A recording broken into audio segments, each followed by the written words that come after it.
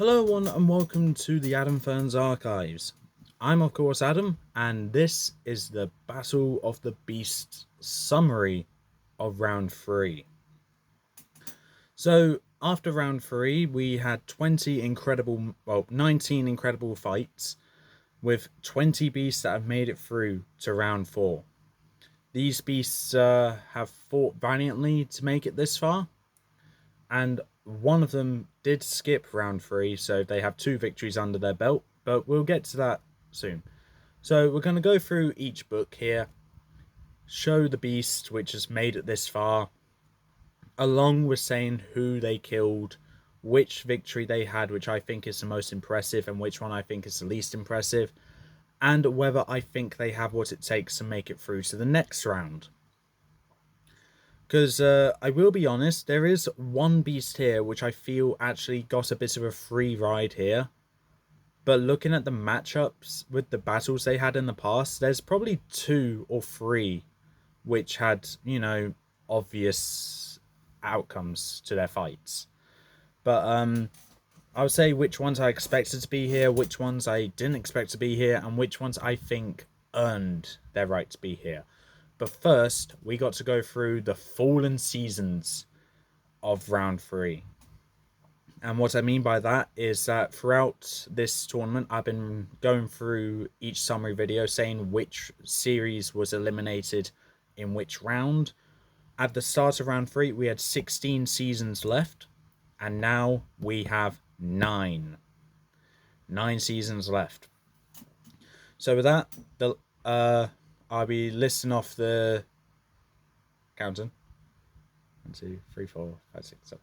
The 7 seasons that got eliminated this round, along with the last beast standing of that series. So in 16th place of the seasons, we have season 22, with the last beast standing being Menux. In 15th place, we have season 5, with the last beast standing being Hawkite. In 14th place, we have season 20, with the last beast standing being Okira. 13th place, we have season 8, with the last beast standing being Balisk. In 12th place, season 26, with the last beast standing being Malix. That's not a tongue twister at all.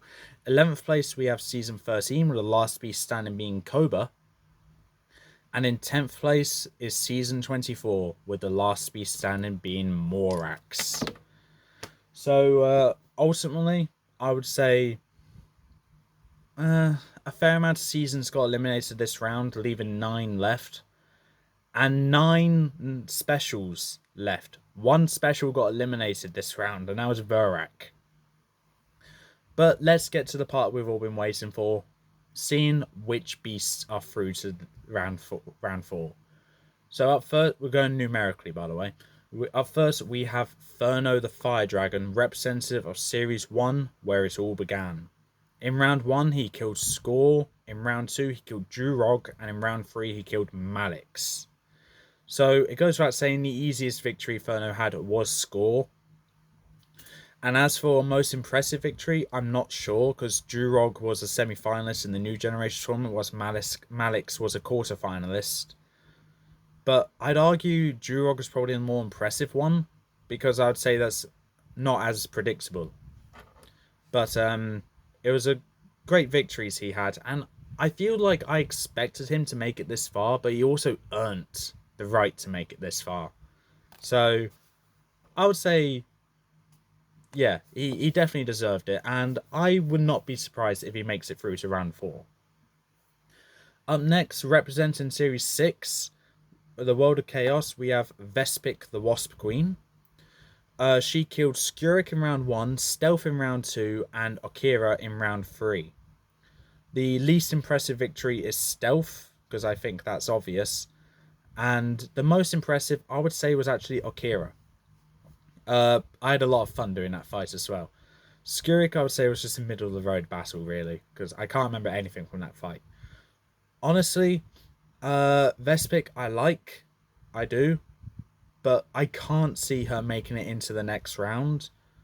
But more to the point, I feel like her fights have been kind of obvious, really. The Akira fight at least had some maybe guesses that Akira might make it through, but it was more in Vespic's favour. So I feel like she didn't have a free ride. She did fight to be here, but I I don't feel like she actually had a challenge. Up next, representing Series 7, The Lost World, we have Hellion the Fiery Foe. In round 1, he killed Fang. In round 2, he killed Tyrantix. And in round 3, he killed no one. He skipped round 3. So, skipping round 3, don't have a problem with because it's kind of expected. But the least impressive victory was Tyrantix. Most impressive was Fang. No competition there. Tyrantix is weak to fire, so that was an obvious matchup. Fang was also an obvious matchup. I feel like Hellion did get a free ride here. So I could see him making it into round 4, but I want him to actually earn it. Fight a beast, which I feel like he actually struggles with beating to make it into the next round. I want to see Hellion actually struggle in a battle. Up next, also represents Series 7, The Lost World, we have book number 3, Crestor, the Crushing Terror. In round 1, he killed Nanook, quite easily, might I add. Round 2, he killed Merca, not as easily, but kind of easily. And in round 3, he killed Morax. Most impressive victory was Morax by a landslide. And least impressive was probably Nanook. No competition there. Crestor, I expected to make it this far because he was a runner-up of a previous tournament. So for him to not make it into this round, he had to lose to a worthy competitor, which if he lost in round 3, it would have been a worthy competitor. But he didn't lose. So, but Crestor deserved to make it this far, and I'll love to see him in round 4. Because I think Crestor has a fantastic chance to win, and I'll love to see him win. Up next, we have also representing Series 7, The Lost World, book number 5, Elik the Lightning Horror.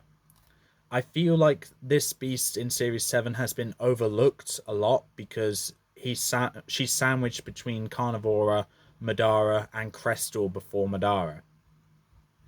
But she should be appreciated more because of her abilities actually being quite overpowered. She killed Vipero in round 1, Bloodborne in round 2, and Verak in round 3. Least impressive victory was Vipero because of the drastic size difference and how quick the fight was. And the most impressive, some might say Verak, but I'm actually going to say Bloodborne. Because Verak brings a storm wherever he goes. And with a storm as powerful as that, that's a thunderstorm. And Elik is a lightning rod, absorbs the thunder, shoots it out, Verak dead. Bloodborne didn't bring that, just got unlucky with the weather. So, oops. But Elik deserved the victories here. I feel she did put up a good fight here. I don't think she actually struggled, but I feel like she won in a way which keeps people entertained. Spectator-wise, anyway. So Elik did well to make it this far. Do I see her moving on to the next round? No, I don't. I would love her to, but I don't think she will. Up next, representing Series 7 again. Book number 6, we have Carnivora, the Winged Scavenger. In round 1, she killed Amictus, round 2 was Lustor, and round 3 was Menux. Least impressive victory was actually Menux, but I loved the way it was narrated. Most impressive, I'm going to say Lustor. Now, I can imagine some people saying Mixus because, like, Battle of Finale Beast, Series 5 versus Series 6, clashing. But Amixus is a bug, incinerates the fire. Lustor is an acid-related beast, and I feel actually gave Carnivora a challenge, and she only won because her heat breath has the ability to blow up acid when it's combined together. So, whilst Carnivora got seriously injured from that fight, I feel she earned that victory more than earning the victory over Amixus. Because the Amixus versus Carnivora fight, great. Amixus was miles faster, don't get me wrong. But I feel the Lustor fight was more closer cool. As for whether she earned her way into round 4, definitely. She put up a great fight against a Mixus and Lustor, did very well, and played Menux like a fiddle in round 3 to a point where it was almost kind of amusing to watch. So, yes, Carnivora did earn her spot in round 4. Up next, skipping all the way to Series 15, Belmouse Revenge, Plexor, the Raging Reptile. Plexor killed Noctilla in round 1, Coron in round 2, and Gorog in round 3. That... okay. Okay. Plexor got quite a good array of kills under his belt here. And least impressive, I'm gonna say, was probably Gorog. I like the way it was narrated, but I feel out of these matchups, Gorog's loss to Plexor was more obvious than Coron or Noctilla. Most impressive, I'm gonna say Coron, because Noctilla probably could get out of range, but Noctilla couldn't exactly attack without being attacked. Same with Coron, but Coron I think is a better close-up attacker, so that's why Coron's the more impressive victory here. Plexor has definitely earned his spot in round 4. All these fights are equal, I guess, in toughness. So, yes, Plexor did earn his spot. Do I think he's going to make it through to round 4? No. And whilst I would love for him to make it... No, do I think he's going to make it to round 5? No, I don't think he's going to make it through to round 5. But that's because the competition here is that intense to the point where the beasts which I personally like, I can't actually see most of them making it through. So yeah, I think Plexor's reign is going to end in round 5, but I hope not. So depends who his matchup is. Representing Series 17, the Broken Star, we have Griff the Feathered Fiend. So, in round 1, Griff killed Rock. In round 2, it was Torno. In round 3, it was Merc. Least impressive victory is Torno. Most impressive, some will say Rock, but I'm actually going to say Merc. Now, the Torno fight, I think, is obvious, so skip that. But the Merc fight, I think, was the best one that she had, that Griff fought in, because it wasn't a case of freezing a beast and then breaking it down. She had to freeze the environment before breaking the beast down. And I feel it was better narrated with Griff versus Merc than Griff versus Rock. But both of them, I think, were close fights. And I'm glad Griff has made it this far, because I do generally adore this bird. So justice for Griff has been served. So, hey, got it. Get it in there. A running joke from the new generation has come full circle. But do I think Griff's going to make it through to round 4? It depends who her opponent is, but I'm going to say with 70% confidence that I do not think she's going to make it through to round 5. Round 5. I need to stop saying round 4. I don't think Griff's going to make it to round 5. I really don't. Coming up next, representing Series 19, the Kingdom of Dragons, we have Stritor, the Skeleton Dragon. 3, 4, 5, 6, 7, 8, 9, 10. Okay. In round 1, he killed Falra. In round 2, he killed Glarky. In round 3, he killed Coron. Least impressive victory, I would say, is Falra. And most impressive, I'm actually going to say Glarky. Because it's with his matchups, it seems like it's an obvious win. But I feel like Glarky stood more of a chance against Stritor than Chiron did. The Falra fight, Falra was screwed from the start, okay? But Chiron, I guess, had a chance, but Lord of Fire, I'd rather put my chances on a beast which I feel had a better chance with a special ability which relates to water and ice. And yes, whilst I know fire melts ice, like, I feel Glarky's reaction timings would be better than Chiron as well. So she'll be Glarky, is it he would be able to catch Stritor off guard. Easier anyway. But do I think Stritor's going to make it through to round 5? Yes. Out of all the beasts that I've said recently, I do believe Strider's going to make it to round 5. Has a higher chance than the other beasts mentioned so far. So far, I've said that only Falrar, Crestor, and Stritor, I believe, is going to make it through to round 5. Up next, the halfway point here, we have a representative of Series 21, Skrar, the Night Scavenger.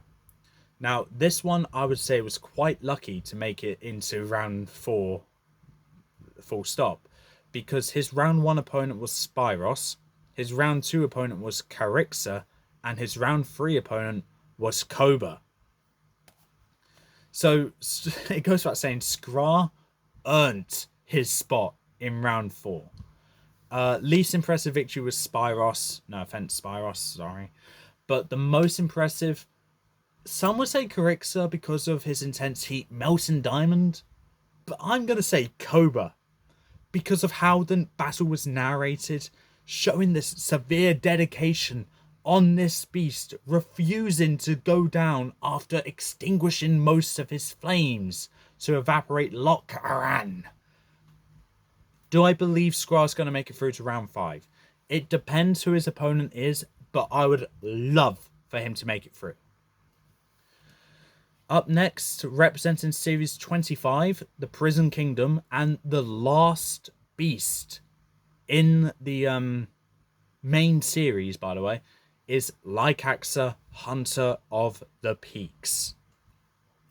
In round 1, he killed Sorex. In round 2, he killed Madara. And in round 3, he killed Balisk. Least impressive victory is Sorex. And most impressive, I would say, is actually Madara.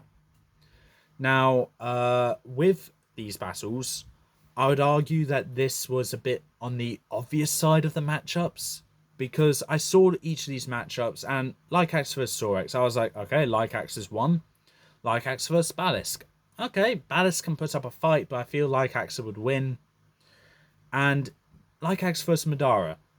A bit unpredictable, but it's also a case of, like, Madara's reflexes are great, but Lycax's senses are better. So, I feel like comparing his journey in the tournament with this one compared to his last one, I feel like Lycaxa has earned his spot in round 4 better in the new generation tournament than he did here. Do I believe he's going to make it through to round 5? Absolutely. Because of his senses being that heightened, he needs to go against a force of nature to actually stop him. And he won against a force of nature in the original tournament. So even then, oh, I forgot he killed 4 in the original tournament, in the new generation tournament. Okay, now we're on to the specials. 9 of them left after 10 of them made it through to round 3. So we know how powerful these beasts are. So starting off, we have Mortax, the Skeleton Warrior. Now, something I didn't notice till after listing out all the beasts that he killed, Mortax has a problem with the water beast. So Crestor, watch out. Crestor and any other water beast here, watch out, because this beast hates water beasts. In round 1, he killed Styro. In round 2, he killed Elko. In round 3, he killed Technos. What the hell is Mortax's problem here? Like with Lycaxa, though, I feel his matchups were predictable. The Technos fight was not as predictable because of the insane size difference, but size doesn't always matter. So, least impressive victory is Elko, because Styro simply had a shell. Elko doesn't have a shell, and I feel like Mortax just reaped Elko. Ignore the pun with the scythe, but it was just obvious. But with the Technos fight being the best fight that Mortax had, that's no question. Because it's a case of, yes, it's shown that size doesn't always prevail, and Mortax is a tough cookie to beat. Which, yeah, you would expect, because it's obvious reasons. But do I think Mortax is going to make it through to round 5?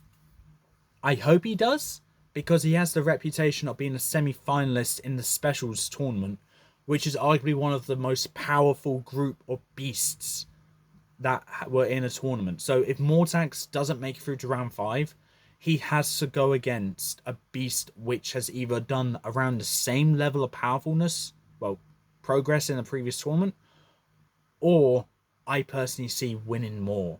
And I love Mortax, but there are beasts here which I know Mortax can't beat. But there are some that he can. So it's 50-50 for me for Mortax. Up next, we have Grashgor, the Beast Guard. In round 1, he killed Fluga. In round 2, he killed Korvax. And in round 3, he killed Devourer. What is these beast problems with water beasts? Jesus! Like, Mortax, Grashgor, chill! Like, Jesus Christ, if the next beast that comes up has killed 2 water beasts, oh my god, Crestor, good luck! Because these Mortax and Grashgor, you guys have problems with the water beasts. Anyway, easiest victory that Grashgor had was probably Korvax, because, well, Iron Helmet, Ice Dragon, so... Ice Dragon, Sea Dragon, sorry. Best victory, I'm gonna say Devourer. Because Devourer just showed Grashgor's perseverance, trying to take care of these... I just fell backwards. Trying to take care of these millions of piranhas, and Grashgor's just like... Impressive victory because of the perseverance, okay? That's why Grashgor's there. Do I think he's going to make it through to round 5? No. And that's the main reason for that is because in the special tournament, he died in round 1. And that is something which I'm still thinking about to this day. I know who he lost to, so if he gets paired up against Mortax, then that's just unfortunate for him. But I don't see Grashgor winning this tournament, and I don't see him making it through to round 5. Honest opinion. Up next, we have Ferric the Iron Soldier. In round 1, he killed Xeric. Okay, that's one water beast. In round 2, he killed Solix, and in round 3, he killed Nasefa. Jesus Christ. Water beasts. What do they do? What did the water beasts do to these guys?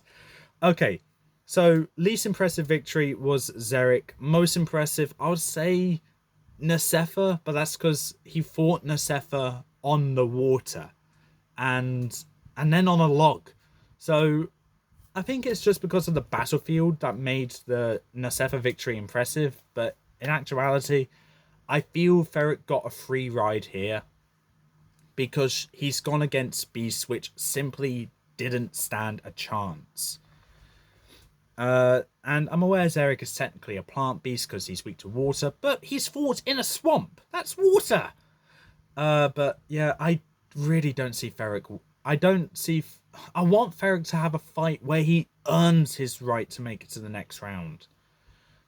Speaking of Ferric, the Ferric versus Nasefa fight, the whole steam coming out there, as much as I love to admit that was my idea, it wasn't. So thank you, Lucas, for that idea there.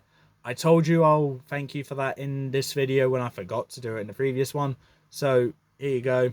I'm sorry that I forgot in the Ferric versus Nasefa fight, but I'm giving you credit here because that was a great idea, which I generally would not have thought of.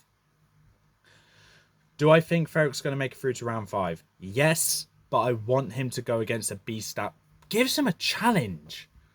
Because right now, I just see Ferric and I just think, if you win, you're going to be so underwhelming because you just got a free ride halfway through the tournament. Up next, we have Anaret, the first beast. In round 1, she killed Zulok. In round 2, she killed Tempera. And in round 3, she killed Rykar. This is the beast that I feel does not deserve her spot in round 4. And multiple reasons for that. The main one is her victories. None of them are really impressive. I guess my least favorite is Zulok, and my favorite, I guess, is Tempera. And it's only Tempera because Tempera traveled back in time with this fight here, with Anaret. So they changed backgrounds and such. But even then, like, it's still obvious that Anaret was going to beat Tempera. With Anaret does not deserve her spot in round 4 because she just got a free ride up to this point. And when it was Anaret versus Rykar, I didn't know what to do because both of these beasts, in my opinion, did not deserve to make it this far. But Anorette won because of the narration and how sharp her claws are compared to Raikar. That's why she won. But if she's to make it through to round 5, I want a damn good battle from her. But at this point, if there's any beast I want to die in round 4, it's Anorette. And if there's a beast that's going to kill Anorette, please, holy Jesus, let it be Morsax, because that'll be fun. Up next, we have Jakara, the Ghost Warrior. Now, this beast earned her spot in round 4 because, yes, whilst her matchup seemed a bit obvious, I'm going to say she has been improving throughout this tournament, and that's made her more of a threat in this tournament, which gave her the earned right to make it to round 4. So in round 1, she killed Drogan and harnessed the Wolverine claws Drogan has. In round 2, she killed Magro and grew an extra pair of arms. In round 3, she killed Hawkite and grew a set of wings. So now Jakara can fly and has the strength of Magro and the sharp claws of Drogan, as well as the power of the golden armor and a battle axe on top of that. So really, Jakara is one of the biggest threats in this tournament to win. And quite frankly, I'm completely fine with that. I don't think very highly of Jakara as a beast as she is in the book. So with this tournament, as she's gradually evolving as the tournament goes on, it just makes me appreciate her more. Actually, no, I got a better comparison. Not evolving. No, she's like a Krillitane in Doctor Who. She meets these different beasts, and when she conquers them, she doesn't just take the experience she learns in the fight, she takes physical aspects of the beast she beats. So she becomes more powerful to take on the tougher opponents. With that in mind, the least impressive victory she had is Drogan, whilst the most impressive victory is Hawkite because of her abilities constantly getting better and better and better. So with that, Jakara, big threat. Do I think she's going to make it through to round 5? Yes. Up next, we have Falcor, the Coiled Terror. In round 1, he killed Thoron. In round 2, it was Vetrix. And in round 3, it was Kronos. Least impressive victory, I'm going to say, is Vetrix because of the acidic saliva not really doing much on his scales. Most impressive, I'm going to say, is Thoron. And that's because Thoron is an elemental beast with no physical body. So whilst I think it was a bit of whilst I do think it's a bit far-fetched of how Falcor made it, Falcor was able to get rid of a beast which, 1, I don't like, but 2, I can't really have that many creative freedom with. So yeah, but most impressive victory is still Thoron for the simple reason of how he died. Which, he got given this nerf by me, so then it's possible for him to die. And that just made him one of the weaker beasts in this tournament. But he's dead, so no need to worry about that. Do I think Falcor's going to make it to round 5? No, I don't. I do not believe she's going to make it through to round 5 at all. So, sorry. Up next, we have Kyrax, the Metal Warrior. His first kill in round 1 was Yakarix. In round 2, it was Serpio. In round 3, it was Okko. Least impressive victory, I'm going to say, is Yakarix because of how obvious it was. Being a bear, the bear's flesh is more easier to penetrate than a block of ice, or sand for that matter. And the most impressive victory is Okko. But that, god, I know that I went a bit far-fetched with how Kyrax beat Okko, but Okko had the same problem that I had with Thoron. I didn't feel that I had that much creative freedom, and whilst I feel I was creative in that fight, I didn't really enjoy narrating it because I was like, I don't know what these guys can do. So I'm glad Okko's gone. Do I think Kyrak's going to make it through to round 5? Yes, but I want him to go against, pardon me, a beast which I want him to fight. A beast which I think he will have a tough time against and earn his spot in round 5. Up next, we have Ospira, the Savage Sorceress. In round 1, she killed Gargantua. In round 2, she killed Rashuk. And in round 3, she killed Tremor. Least impressive is Rashuk. Most impressive is Tremor. No comment there. And I'm not going to explain why. But there, with the Gargantua fight, it's just a case of Gargantua conceded and turned into the Ring of Caradon. So technically Gargantua is not dead, but just given Ospira the added strength that she needed to not beat Rashuk, because Rashuk's easy to beat, but beat Tremor. And then where she shapeshifted into Gargantua to beat Tremor herself, did Ospira actually beat Tremor? Like, I don't know. If Ospira didn't have the Gargantua ring, I generally would think Tremor would win, but I'm not sure on that. Up next, we have Petrix the Winged Slicer, and this is the last beast that made it through to round 4.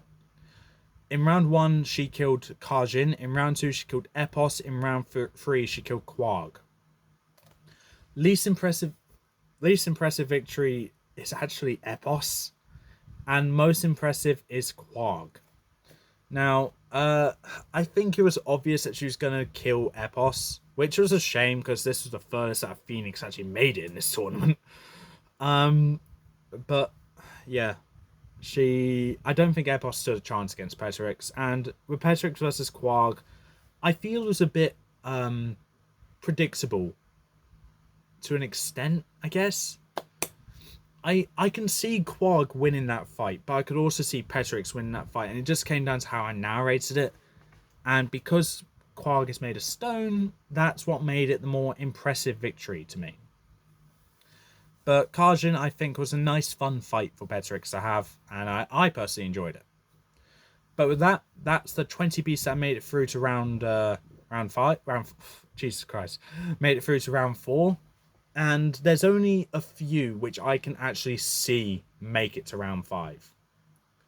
So, with that, I look forward to doing the round 4 battles where there'll be 10. And after that, 10 will prevail. But with that being said, that's all for this time. If you like what you saw, leave a like, leave a comment, don't forget to subscribe, press the notification bell down in the corner below, and I'll see you next time.